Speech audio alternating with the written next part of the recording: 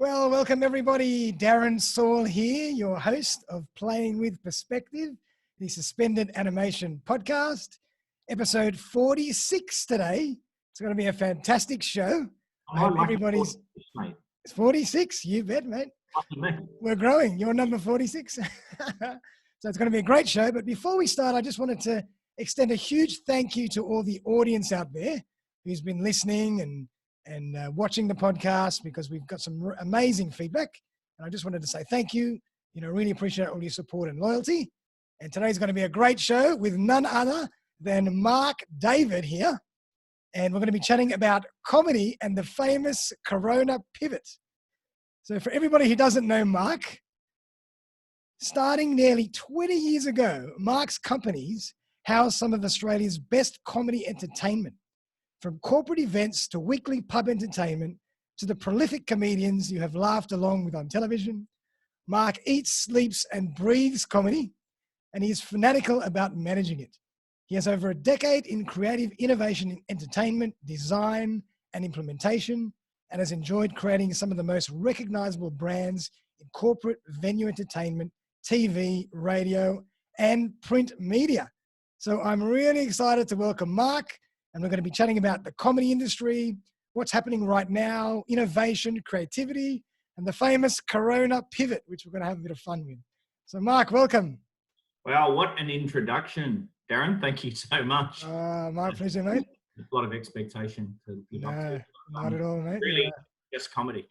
So absolutely. I mean, you're a star. Tell us a bit about you and your journey. How did you get into all this? It's an interesting question, even for me. I mean, I think, try and keep it as simple as possible. I had finished uni and was looking for an industry-related job. I studied HR at UNSW, and I was also a musician for many years. Like I played from the age of, I was playing live in pubs from 15 and played, across Australia and wow. in many gigs for many years. And I had a first cousin, Haskell Daniels, some of you may remember. He was, he'd made quite a name for himself. Again, he was 15, doing live shows. He was on TV by 15. 15 he started. My God. Yeah. He was on the Ray Martin show, if anyone recalls. Oh, right? Wow. That was his first show at 15. No way. He was on, remember Tonight Live with Steve Bizar, which are all shows now. But Haskell was kind of a sidekick comedian, similar to, you could say, Peter Hellier on Rove. Yep. So he had asked me around that time, did I want to start this, business together? I'd obviously already worked in the pub game with bands and kind of knew my way around a little bit. And I said, sure. It was much more interesting to where my life was leading. So, we kind of got some good wins very quickly. Actually, the first booking we ever had received was from Bruce Solomon at his Soletel Hotels, which is the chief in Double Bay. That was actually the first gig we'd ever been booked. There you go. And you booked Haskell. That was Haskell. It was your star for that show. Yeah, it was our start. It was the first gig we ever. That was the start. And Haskell and I worked together for many years. And it just, it snowballed into all different things comedy. So from the outset, our idea was, to run a comedy business that had,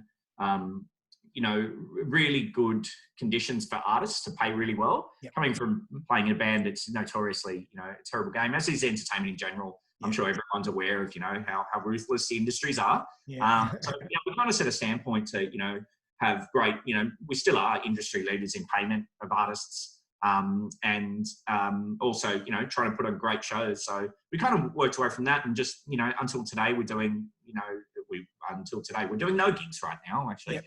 But up until this point, we're doing, a substantial amount of shows. So I guess that's a trajectory with a few things in between. Oh, fantastic, mate. And I mean, why is comedy so important to us as human beings, and what are the benefits? I mean, you obviously have experienced this for 20 years. That's a great question. I mean, I think, firstly, I think comedy is almost what makes, humanity, comedians are the glue that makes humanity tick as human. Yep. It's something, that I guess has been going on from the beginning of time. You know, I could only imagine the first joke in a cave, you know, from a bodily function going off, and someone just having a good laugh at that, right? And you can almost imagine that would have been the first joke. Yeah, I love it. And I think, you know, you know, using it as a tool, even though we don't really know we're doing it, using it as a tool to cope with situations like, you know, COVID-19 and anything else that's thrown your way in life. I mean, you know, there's a lot of equations about how tragedy plus time equals comedy, but, you know, that's overcomplicating it. I think, you know, we've all been in a circumstance where if you can laugh about something, well, you're kind of starting to deal with it. Yes. You know, and life's just funny. It is funny. And that the more you look at it that way, the easier it is to understand. I think I'll go on, extend that even further. Yeah, I think please do. now in society is more important than ever because it's a platform for people to, you know, have a view and a perspective, not necessarily a tainted media perspective, or not necessarily, you know, one with an agenda. Notwithstanding, comedians have agendas of their own in particular politics or what have you, but it's also an important part to bring up conversations that people don't really want to have. Agree. Unfortunately, someone like Trump, satire would normally take off, but you can't satire. He's done it himself. Absolutely. And also, like, I'll add as well, comedy is an amazing rapport builder. I mean, comedy and humor is an incredible way to build relationships. So even if you're in the business world or you're, you know, meeting some new friends for the first time, comedy is an amazing icebreaker, an amazing rapport builder. It's something that builds you naturally. That's getting towards my business sense, right? So, you know, we would do that. We would do a large amount of functions from, you know, Perth, a group of lawyers in Perth looking to get together to an awards night in Sydney or anywhere else for that matter. And the comedy really, you know, breaks down barriers and allows people to have a conversation and a laugh. And they're obviously usually, what I've learned over the years is people like laughing at themselves the most. So, you know, a group of teachers love laughing at all the silly things that happen in their work environment, which is many. And we all actually do. So, yeah, you're right. It is an icebreaker. And you know, even advertisers themselves have been using this since the beginning of advertising. They've realised that the transfer of information is much better served with comedy or a laugh. You'll remember it. That's the principles of a lot of advertising. Absolutely. It's so true. You know, comedy has always been part of advertising and marketing since day dot. And as you say, I think if you're able to make fun of yourself, it's the comedy that's the best received because it doesn't hurt anybody else. You're just making fun of yourself, and that's the most memorable. Yeah, totally. I mean, there's many styles of comedy. Victimless comedy is kind of all the rage right now, but I mean, it's just a phase. I think it'll bounce back. Fantastic. And so you've worked with all the biggest stars in Australia on your books.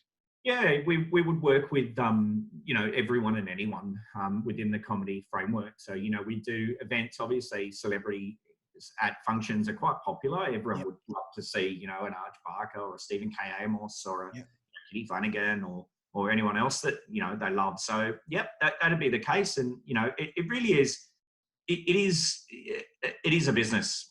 You know, at the end of the day, and everyone needs an income of sorts. And really, I know, like the functions that we would do, some would say comedians, you know, they don't really love doing functions, and you know, some do, some don't. But at the end of the day, I think for them, for performers themselves, the stage is the holy grail part of it. You know, doing live performances, that's the funnest part, and it really is in my business as well. We run a venue in Sydney, ran a venue in Sydney. Called Happy Ending Comedy Club in King's Cross. And really for me, like that is, you know, watching an audience really, you know, can't breathe from laughing, slapping themselves because they can't stop is really just for me the holy grail. Going, watching people walk out of there going, amazing. That was amazing. I had it. Flabbergasted. I love it. I mean, I've known of of that venue for many, many years. And I've never been. So when all this is back to normal, I'm coming. It might be just you and me and 3 social distancing in there. Well, that's actually a really good segue. I mean, obviously, you've been really busy for the last 20 years doing all sorts of different things, public stuff, corporate stuff, your comedy club. But now you've really, I'm going to make fun of the term, the Corona pivot. Everybody's using the term pivot. but you had your own Corona pivot. So tell us a bit about what you're doing. Can we all just agree first that the word pivot, that's a terrible word. It really is. It almost reminds me of a ballet movement or something. It's really corporatized, the word, but it is. So let's say I'm the anti-pivot yep. guy, but I think this happened for us. It happened for us very, very quickly. I mean, everyone's heard it in the media. The arts gets hit first, and yep. I'm sure a lot of industries similarly to the airline industry very early on, but this happened in a very rapid way and a very long time ago for us. It was very early March. Yep. I kind of saw what was happening and how this would, transpire out for all of us and the trajectory. And I kind of knew this is where we were going. There was no other way that this would happen. So quickly, I had a friend that, highlighted, a friend of a comedian as well, that highlighted the technology at hand. Of course, in our industry, this is not something that we would usually do. We wouldn't be meeting over the internet. It's not within my range. So, it was highlighted the technology, and of course there's a few, we all know them, we're on one now, but there's a number of brands, and researched it and essentially just looked for a way to run a business. And I think we all know enough about comedy to know that it could be really weird to do comedy in this methodology. However, take another perspective and just think of it as another medium. So you've got a medium of radio, you've got a medium of television, you got print, you've got many others, and this is just another. So you need to adapt to the technology, and you can take advantage of it too. There's a lot of advantages in using the Zooms or the WebEx or whatever. So created a product that we would sell to primarily corporate clients. We have done public events as well. For UTS Uni was our first pilot program, and they're a great audience. And it actually went, if I can be so bold to say, it went so much better than I thought it would have been. Fantastic. So it could have real setbacks with the timing delays. Yep. But it works. Fantastic. And so you book, or people can book your comedians for different spots within their corporate meetings on Zoom or on Microsoft Teams or however they're doing things, and they can do the lead in, they can do intermission, they can do a lead out, they can do a special little gig or something, special 5 minutes. Like that's perfect. Yeah, that's pretty much it. So essentially, I think for the first part, we normally book comedians for functions or events. Right. So that kind of suggests that they've got something on already, right? So they've got an awards night or something like that. So it kind of, for me, sounded a little bit weird to just go, well, just book a comedian. Just book a comedian. Why? If you put it into a framework of, well, they've got a meeting, so we'll start your meeting. I think this is a fun meeting, Darren, but a lot of them are not fun. No. And they get monotonous and boring. So we can, obviously improve that. Yep. Or I think what's proving really popular is we've called it the Friday Wrap, where we'll wrap your week. If you give us a few key points of the failures, the successes, we all love a failure. Absolutely. And we'll make fun of it with a comedian. So yeah, I just booked one a few minutes ago with a fantastic comedian called Tahir, who you may not have heard of. But also a brilliant artist, Simon Kennedy, will be doing one tomorrow for a bunch of comedians, a bunch of teachers. Same thing, really. No offense to all the teachers or comedians out there. The teachers have a great sense of humor. In fact, one of my favorite audiences to book for. Really? They get it. They've seen the highs, lows. Yep. They're usually relatively intelligent people. Yes. And are really down to earth. Yep. And they can make fun of themselves as well, which is good. They need to. They quickly would not be in that job dealing with a bunch of, smarty pants kids. And I can imagine that, imagine if there was a comedian that did a recurring show every week at the same meeting, and you could start to make fun of the people in the meeting and the people that are running the meeting, and you can have little, comedy caricatures and all sorts of things. So this could really go somewhere special. Exactly right. You're already figuring it out. You can change the format to suit the technology. So, it's not exactly stand-up comedy. Yep. You know, let's leave that alone on its on its mantle inside a comedy club. That really, truly nothing compares to it. Yeah. As an example, YouTube for me is a horrible way of watching comedy. Right. It's terrible. Usually sitting on your own. Yeah, because you need the audience. You need that camaraderie. You need that joint laughter. It's a conversation, and it's one that I've thought about, rather intensely. And it's a conversation that's happening in there, whether you know it or not. Your head's talking, albeit silently, to the comedian, referencing, agreeing, pointing out the things in your own life that is in reference to that. So it's very hard to do via a screen. So, it's not stand-up comedy is what I'm saying. It's still very funny, as is many things. It's just different. Yeah, just different. And, moving forward, it's just another add-on solution that people can use and provide as another service to lighten things up in their corporate meetings. Yeah, I mean, I think it's essential right now. I mean, we've talked about the fun part of it, about the comedy and livening those things up, but I think people need it right now. Yeah. In a sense of, finding an escape out of, the situation we're all in, or, an improvement of mental health. And I mean, I don't need to go into the depths of how we all know it's better, to have a laugh. It truly is. And also a bit of team cohesion too. I mean, people are isolated at home. You want your teams to function, your office environments to function as one. And having a laugh at each other and yourselves is really a really good way of doing that. Fantastic, mate. And so where do you see the comedy industry going in the future? I mean, and how long do you think it's going to take before things are back to normal? And I put normal in inverted commas. What do you think's happening?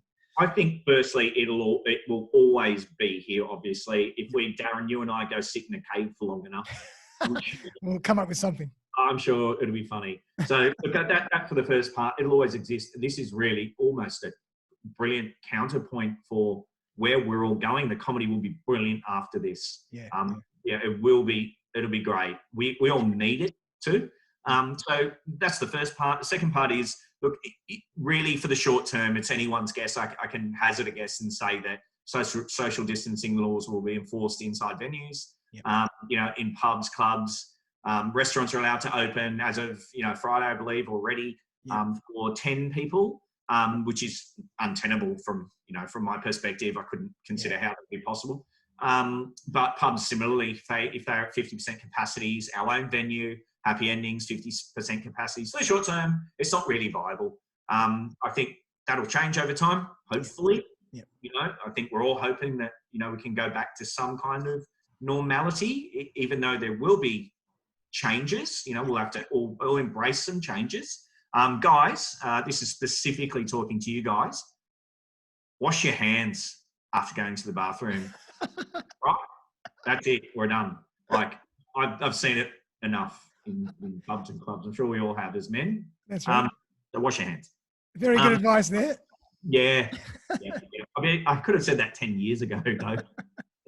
Doesn't have to be now. But I think, look, when we get back to normal, it'll be very strong. I think it'll come back very strong. I mean, that's one side. The Australian economy, I mean, who knows? I think we can all suppose that, things have transpired. The tourism industry is squashed. The education, international education is a very big industry in Australia. It's squashed. There's a few that are, really on the back foot. So I don't really know for the greater scheme of things, but I've always known that comedy is very strong in a time of trouble. If it turns out that way. It's a very cheap format of entertainment, usually for live. And people will do it because it's feel good. And, it's you're going to get something out of it. Fantastic. And I can only imagine, I can't wait to hear all the interesting Corona jokes that come out in the next 6 months. Oh, yeah. I think, I'm sure it's a lot of people's favourites. Seinfeld. The show's based on just our idiosyncrasies day to day and the silliness. And I think that's where all the fun will come. Oh, yeah. Social distancing and it's going to be fun. Yeah. Fantastic. And so tell us a bit more about your club. I mean, how many nights a week is it open, or not right now, but when it is back to normal, and tell us a bit more about how that works and how people can... So, look, 10 years ago, I opened it. A lot of people told me I was mad, and I'll explain that a little bit further, because I've already been running the comedy business for a decade already. And if you would have gone, Darren, you and I would have gone out to, Bondi Beach and done a poll on give me a top 20 things to do on a weekend a decade ago, I promise you comedy wasn't on it. Right.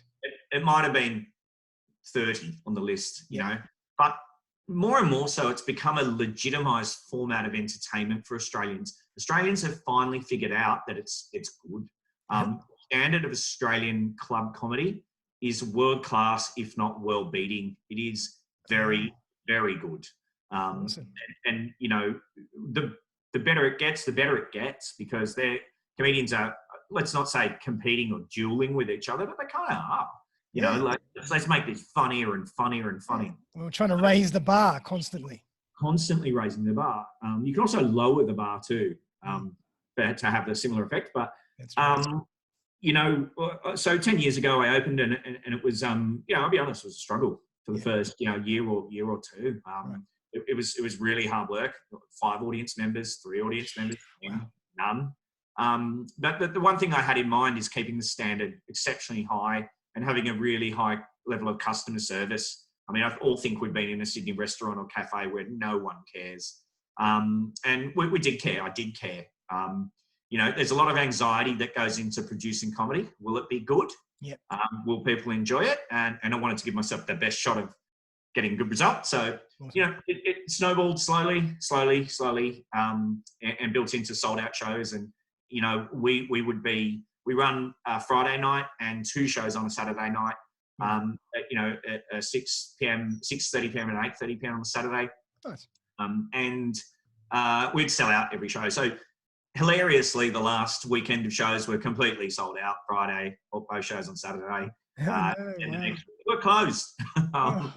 So, look, it'll come back. It's a fantastic venue and it's very well regarded the world over as a really great place to watch. Awesome. And what's it called, the club? Happy Endings Comedy Club. Happy Endings Comedy Club. Cross had a little bit more of a Sydney side.